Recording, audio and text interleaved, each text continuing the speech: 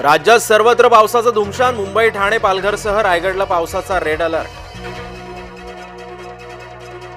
राज्यात 30 सप्टेंबरपर्यंत अतिवृष्टीचा इशारा. कोकण, मध्य महाराष्ट्र, मराठवाड्यात अतिवृष्टीचा इशारा. नागरिकांना सतर्क बाळगण्याचं आवाहन.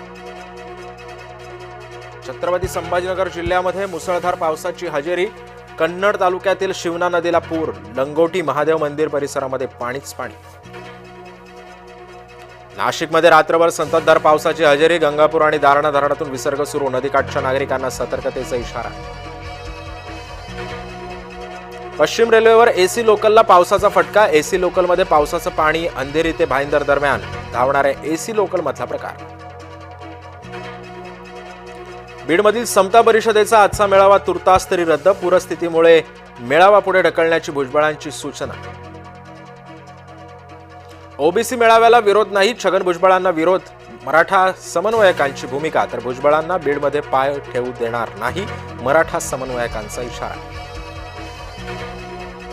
दसरा मेळाव्याच्या पार्श्वभूमीवरती शिवसेनेची जय्यत तयारी. उपमुख्यमंत्री एकनाथ शिंदेंनी बोलावली बैठक. पदाधिकारी आणि प्रमुख नेत्यांना करणार मार्गदर्शन.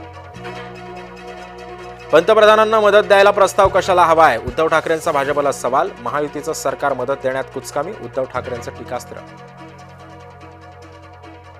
दिवाळीपूर्वी शेतकऱ्यांना मदत देण्याचा सरकारचा प्रयत्न. उपमुख्यमंत्री एकनाथ शिंदेंची प्रतिक्रिया. भारत पाकिस्तानचा महाअंतिम मुकाबला.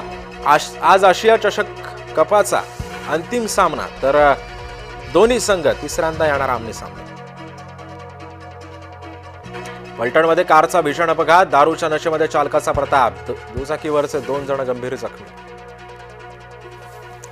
अभिनेता विजय थालापतीच्या रॅलीमध्ये चेंगराचेंगरीमध्ये 39 जणांचा मृत्यू. तामिळनाडूच्या करूर मधला धक्कादायक प्रकार.